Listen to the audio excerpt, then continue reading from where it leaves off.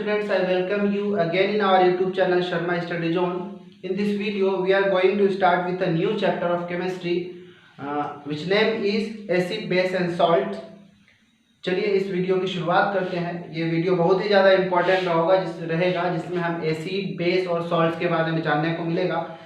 Day to day life में हमको इतने सारे सब्सटेंसेस मिलते हैं कि हमको कई सारे एसिडिक होते हैं, कई सारे बेसिक इन नेचर होते हैं, कई सारे सॉल्ट्स इन नेचर होते हैं, लेकिन हमको पता नहीं होता कि हम एसिड खा रहे हैं, बेस खा रहे हैं कि सॉल्ट खा रहे हैं।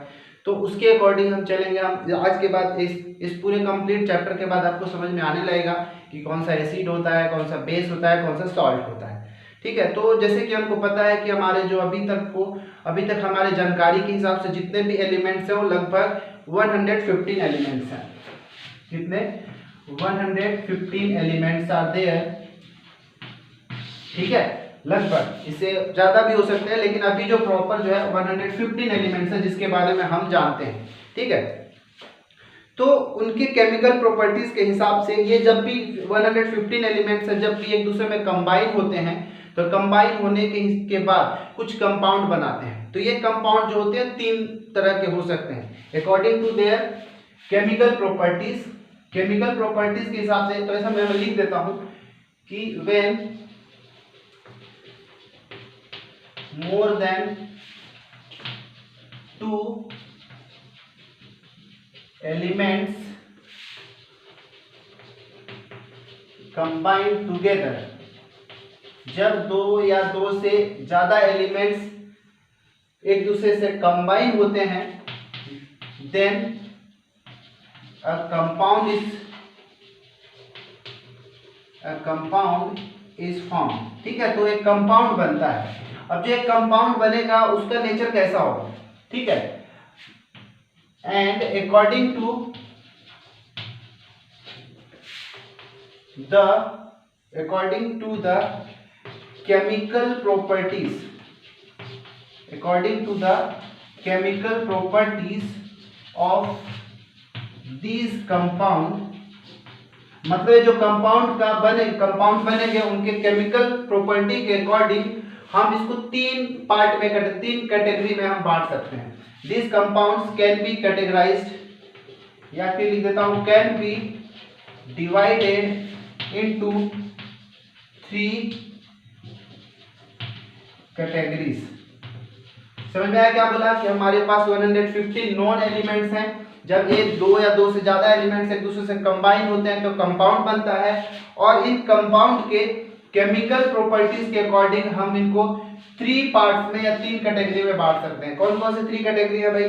तो पहला होता है एसिड, और जो दूसरा होता है बेस, और जो थर्ड होता है उसको बोलते हैं हम सॉल्ट। समझ में आया? ये तीनों के बारे में ही हमको इस पूरे कंप्लीट वीडियो में, मतलब कंप्लीट जो वीडियो सीरीज होगा इस चैप्टर का, उसमें हमको पढ़ना है।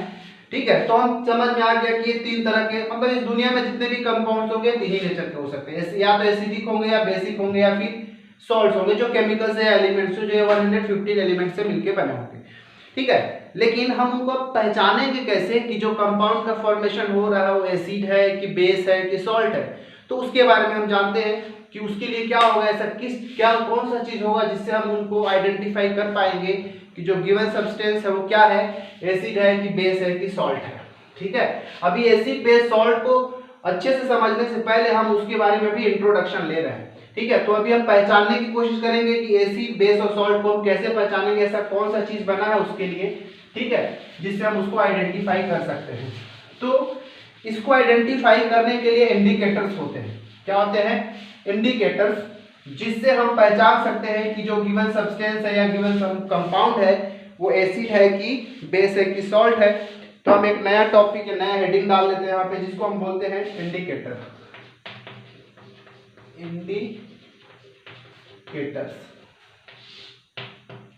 ठीक है, तो इंडिकेटर्स क्या होते हैं? एक तरह के डाई होते हैं। ठीक है, कि जब उनको किसी तरह के कंपाउंड में मिलाया जाता है तो उसके कलर को चेंज कर देते हैं। समझ आया ना?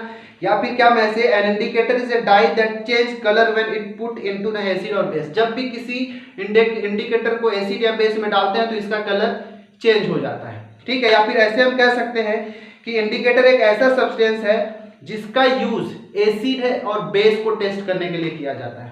ठीक है, सो मैं इसको मैं डेफिनेशन लिख देता हूं क्या होता है। It is a substance which is used to test whether the given compound is acid और base। समझ में आया? एक ऐसा सब्सटेंस है जो जिसका यूज किया जाता है कि कोई सब्सटेंस एसिड है कि बेस है, उसको टेस्ट करने के लिए किया जाता है। तो ये जनरली जो इंडिकेटर्स होते हैं वो बेसिकली 3 तरह के होते हैं। ठीक है, द 3 मोस्ट मतलब सबसे मेन जो 3 हैं, लिख देता हूं 3 मेन इंडिकेटर्स यूज्ड, मतलब 3 मेन जैसे कौन कौन से इंडिकेटर्स इसका यूज किया जाता है, तो उसमें से होते हैं, पहला मैं लिख देता हूं लिटमस, नाम सुने होंगे, लिटमस पेपर लिख देता हूं मैं। पहला होता है लिटमस पेपर जिसका यूज किया जाता है। दूसरा जो होता है जिसको बोलते हैं मिथाइल ऑरेंज,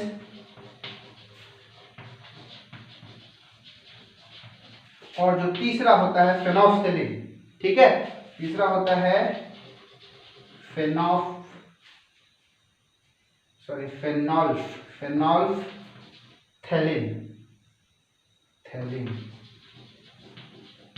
ये 3 इंडिकेटर्स का जनरली यूज किया जाता है। होते बहुत सारे हैं और भी नेचुरल इंडिकेटर्स भी होंगे, लेकिन जो हम लैब के अकॉर्डिंग जो लैब में हम ज्यादातर यूज करते हैं अपने प्रैक्टिकल के लिए, उसमें लिटमस पेपर, मिथाइल ऑरेंज और फेनोल्फथैलीन का यूज किया जाता है। ठीक है, तो इंडिकेटर्स क्या होते हैं समझ में आ गया होगा। हम सबके बारे में जानते हैं कि लिटमस पेपर कैसे यूज करेंगे, क्या होता है, मिथाइल ऑरेंज और फेनोल्फथैलीन क्या होता है। इसको मैं इरेज कर लेता हूं।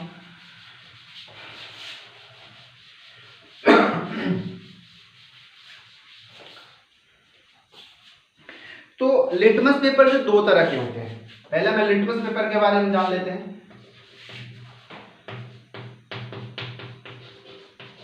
लिटमस, ठीक है, ये 2 तरह के होते हैं, एक होता है रेड लिटमस और दूसरा जो होता है ब्लू लिटमस। ठीक है, तो जब हमको अगर कोई सॉल्यूशन दिया हो गया, ठीक है, जब किसी सॉल्यूशन को अगर हम रेड लिटमस के ऊपर डालते हैं, ठीक है, क्या बोल रहा हूं कि अगर किसी सॉल्यूशन को अगर रेड लिटमस के ऊपर डालते हैं और अगर वो ब्लू कलर में कन्वर्ट हो जाता है, तो हम बोलेंगे कि वो जो सॉल्यूशन हम जो लिटमस पेपर के ऊपर डाले वो क्या ऐसा है, बेसिक सॉल्यूशन होता है। और जब हम किसी सॉल्यूशन को ब्लू लिटमस पेपर के ऊपर हम डालें, अगर वो लिटमस पेपर रेड में कन्वर्ट हो जाता है, तो हम बोलते हैं कि वो कैसा नेचर है, उस सॉल्यूशन कैसा है, एसिडिक नेचर है। मतलब ये मैं सिंपल अगर ये लिखना चाहूं तो ये कहूंगा कि एसिड क्या करता है, जो ब्लू लिटमस को किस में कन्वर्ट कर देता है भाई, रेड लिटमस में। समझ में आया? एसिड क्या करता है, ब्लू लिटमस को रेड लिटमस में टर्न करता है, ब्लू लिटमस को रेड लिटमस में कन्वर्ट करता है। और जो बेसिस होते हैं वो क्या करते हैं कि जो रेड लिटमस होता है उसको ब्लू लिटमस में कन्वर्ट कर देगा, मतलब ब्लू कलर में कन्वर्ट कर देगा। लिटमस तो वही रहेगा, इसको ऐसे समझेंगे कि जो सिर्फ कलर को चेंज कर देता है, किसको, ब्लू को रेड में एसिड और रेड को ब्लू में कौन कन्वर्ट कर देता है, बेस। ये चीज याद रखना है।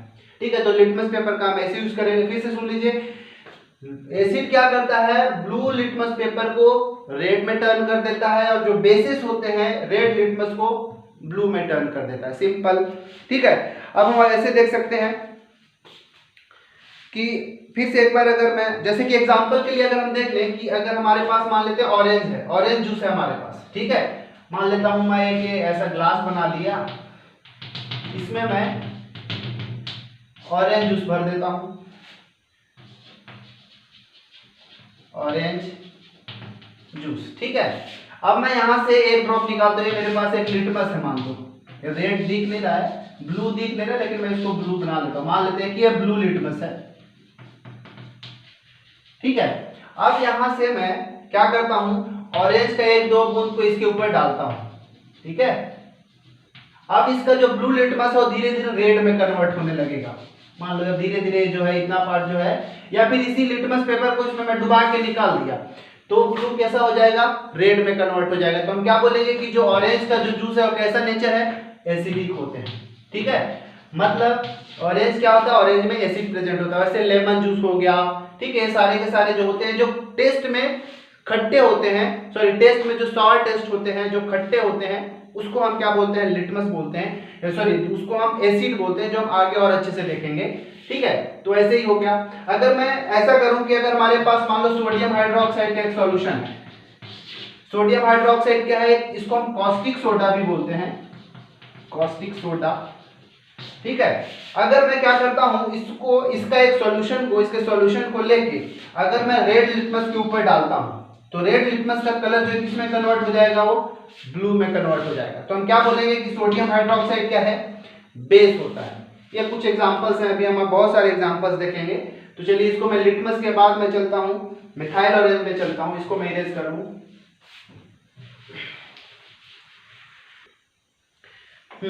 तो हम लिटमस पेपर के बारे में देख लिए कि लिटमस पेपर क्या काम करता है, कैसे करता है। अगर नहीं अब समझ में आया तो एक बार और रिवर्स करके देख लीजिए। अब हम देखेंगे कि जो दूसरा इंडिकेटर है मिथाइल ऑरेंज, वो कैसे काम करता है, ठीक है। तो जब मिथाइल ऑरेंज को जब किसी एसिडिक सॉल्यूशन में डाला जाता है, क्या बोल रहा हूं कि जब भी मिथाइल ऑरेंज को किसी एसिडिक सॉल्यूशन में डाला जाता है तो उस सॉल्यूशन का कलर जो है रेड में बदल जाता है। क्या बोल रहा हूं, मान लो मिथाइल ऑरेंज है, तो ये क्या काम करता है, जब भी उसको एसिड सॉल्यूशन में डालेंगे, ठीक है, मिथाइल ऑरेंज को एसिडिक सॉल्यूशन में डालते ही कलर कैसा हो जाता है, यहां पे लिख देता हूं, कलर टर्न, किसमें उसका कलर जो होता है उस सॉल्यूशन का कलर हो जाएगा रेड। समझ में आया ना, मिथाइल ऑरेंज को एसिडिक सॉल्यूशन में डालने पर उसका कलर किसमें हो जाता है, रेड में हो जाता है। अगर इसी मिथाइल ऑरेंज को किसी बेसिक सॉल्यूशन में डाल दिया जाए तो जो कलर हो जाएगा टर्न टू ब्लू कलर में बदल जाएगा, सॉरी ये येलो कलर में बदल जाएगा। भाई दो चीज याद रहेगा, मिथाइल ऑरेंज को एसिडिक सॉल्यूशन में डालने पर रेड कलर हो जाएगा, और मिथाइल ऑरेंज को अगर बेसिक सॉल्यूशन में मिक्स करेंगे तो उसकी कलर जो हो जाएगा येलो हो जाएगा।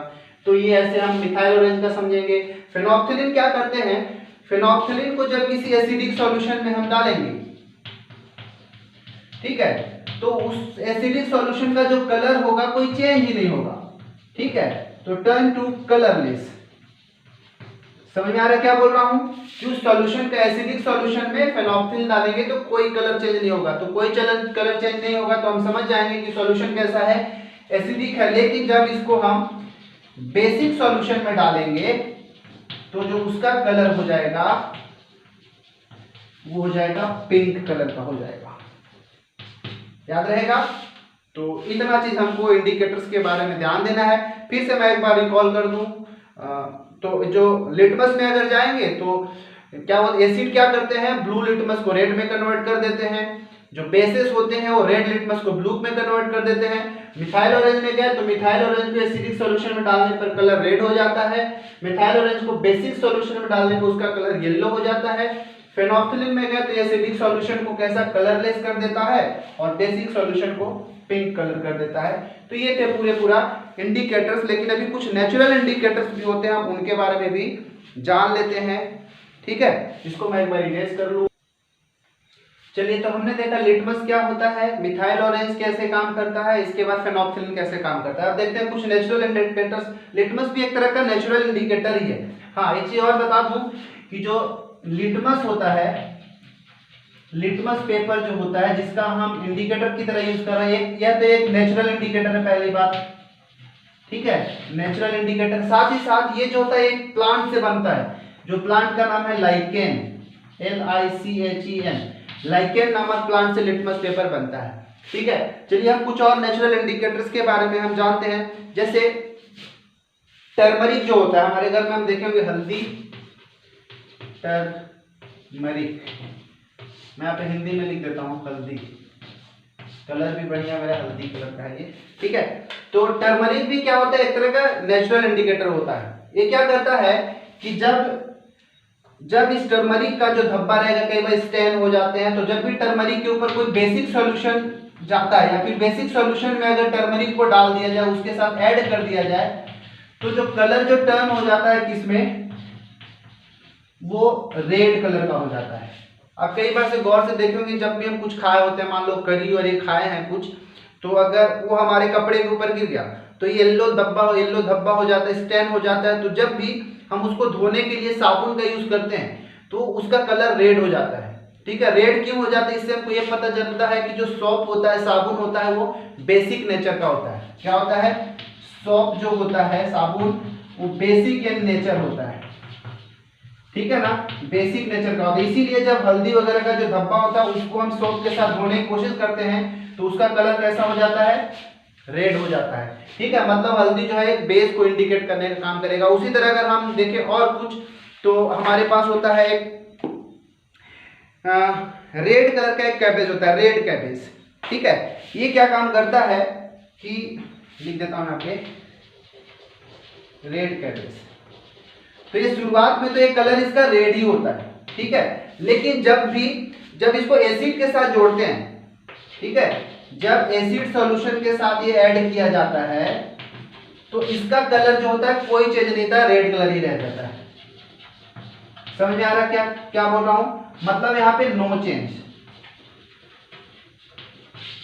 जब भी रेड कैबेज को, ठीक है, इसको सुखा के बनाया जाता है, रेड कैबेज जो होता है जब भी उसको एसिड सॉल्यूशन के साथ ऐड करेंगे तो उसका कोई भी कलर चेंज नहीं होगा। लेकिन जैसे ही उसको बेसिक सॉल्यूशन में हम मिलाएंगे, क्या बोल रहा हूं कि रेड वाले, मतलब एसिड सॉल्यूशन में उसका रेड कलर ही होगा, लेकिन जैसे ही उसको हम बेसिक सॉल्यूशन में हम ऐड करेंगे तो उसका कलर जो होता है ग्रीन हो जाएगा। मैं यहाँ पे लिख देता हूं,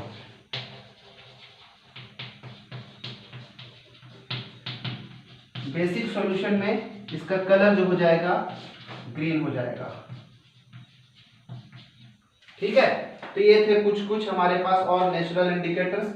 तो टर्मरिक हो गया, रेड हो गया। टर्मरिक को फिर से बेसिक सॉल्यूशन मिलते पर रेड कलर हो जाता है। एग्जांपल लो, वो जो स्टेन होता है, कपड़े में धब्बा लग जाता है, उस चीज को याद रखना है। साबुन कैसा होता है, बेसिक इन नेचर होता है। रेड कैबेज का एग्जांपल देखिए, ये एसिडिक सॉल्यूशन को क्या कर देता है, एसिडिक सॉल्यूशन में ऐड करते ही उसका कलर रेड ही रहता है, क्योंकि ऑलरेडी पहले से रेड है और रेड ही रहता है, कोई चेंज नहीं होता। लेकिन जैसे बेसिक सॉल्यूशन में उसको ऐड करते हैं तो जो रेड कैबेज होता है उसका कलर ग्रीन हो जाता है, ठीक है। चलिए हम आगे अब देखेंगे इसके आगे कि एक ऑल्फैक्टरी इंडिकेटर्स क्या होते हैं, उसके बारे में देखते हैं। तब तक मैं इसको इरेज कर लेता हूं। चलिए अब हम जानते हैं कि ऑल्फैक्टरी इंडिकेटर्स क्या होते हैं, ठीक है।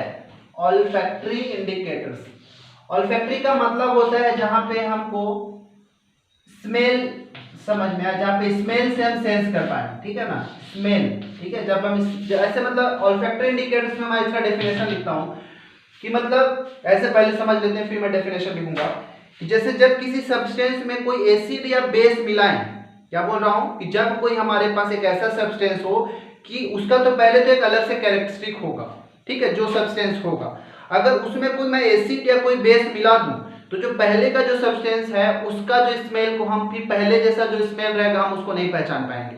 तो ऐसे इंडिकेटर्स को हम ऑल्फैक्टरी इंडिकेटर्स कहते हैं। मैं इसका डेफिनेशन लिख देता हूं, the substances whose smell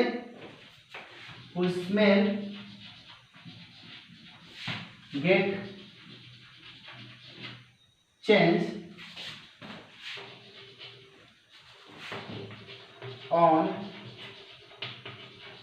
adding acidic और बेसिक सॉल्यूशन, ठीक है। मतलब ऐसे सब्सटेंस जिसमें जब भी हम एसिड या बेस मिलाएं उसका जो स्मेल होगा वो चेंज हो जाएगा, ठीक है, ठीक है, उसका स्मेल क्या हो जाएगा, चेंज हो जाएगा। तो ऐसे इंडिकेटर्स को हम बोलेंगे ऑल्फैक्टरी इंडिकेटर्स। एग्जांपल देखते हैं। ऑल्फैक्टरी एग्जांपल्स में अगर हम देखेंगे तो अनियन हो गया, प्याज, और एक होता है वेनिला। दो एग्जांपल हमको याद रखना है। ये दोनों क्या होते हैं, ये ऑल्फैक्टरी इंडिकेटर्स का काम करते हैं। तो अब देखो इसका एग्जांपल्स कहते हो, तो जैसे मैं पहले अनियन का ले लूं, मान लो हमारे इसको कैसे हम एग्जांपल को आप समझ, एग्जांपल आपको याद रखना, फिर इसका प्रैक्टिकल कैसे होता है देखो। मान लो हमारे पास अनियन है, अनियन का जो जूस निकाल लेते हैं, पहले उसमें कुछ कपड़ा वपड़ा डुबा लेते हैं, कपड़े क्लॉथ का एक स्ट्रिप उसमें डुबा लेते हैं, ठीक है। जब हम उसके ऊपर सोडियम हाइड्रोक्साइड मिलाएंगे, क्या बोल रहा हूं, हमको पता है कि अनियन का टेस्ट कैसा होता है, ठीक है, ये सबको पता होता है कि प्याज का स्मेल कैसा होता है। तो हम प्याज का जो जूस रहेगा उसमें एक कपड़े का एक स्ट्रिप डुबा लेते हैं, उसको फिर बाहर निकाल लेते हैं और उसमें हम सोडियम हाइड्रोक्साइड डालते हैं, ठीक है। सोडियम हाइड्रोक्साइड जोड़ते हैं, ऐड करते हैं, तो सोडियम हाइड्रोक्साइड डालते ही जो अनियन का जो टेस्ट हो जाता है, मतलब स्मेल जो होता है वो चेंज हो जाता है, ठीक है। लेकिन जब उसमें हम कोई बेस सॉरी कोई उसमें हम एसिड जब जोड़ेंगे, ठीक है, जैसे सोडियम हाइड्रोक्लोरिक एसिड में मान लो जोड़ लेता हूं, तो उसमें कोई भी स्मेल में चेंज नहीं आएगा, ठीक है। तो ये क्या हो जाएगा, अनियन एक ऑल्फैक्टरी इंडिकेटर्स की तरह काम होता है। मतलब कि जब भी हम अनियन के साथ किसी बेस, या फिर मैं लिख देता हूं सोडियम हाइड्रोक्साइड, अनियन के साथ हम जब किसी बेस को जोड़ेंगे तो उसका स्मेल क्या हो जाएगा, चेंज हो जाएगा, ठीक है ना, ठीक है। लेकिन हम जब भी अनियन के साथ अगर हम कोई एसिड जोड़ते हैं, एसिड के साथ हम उसको ऐड करते हैं, एसिड को मतलब एसिड मान लेते हैं HCl, तो उसमें कोई चेंज नहीं होगा, नो चेंज इन स्मेल, ठीक है। तो हम ऐसे हम ये ऑल्फैक्टरी इंडिकेटर्स का भी यूज कर सकते हैं। दूसरा अगर हम वेनिला का लें, तो अगर वेनिला के साथ जब भी हम फिर से अगर मान लो कोई मैं बेस जोड़ देता हूं, NaOH ही जोड़ देता हूं, तो इसका स्मेल जो हो जाएगा चेंज हो जाएगा, स्मेल चेंज। लेकिन जब भी हम इसमें कोई एसिड जोड़ेंगे, फिर से मैं यहां पे एसिड HCl ही ले लेता हूं, तो नो चेंज इन स्मेल।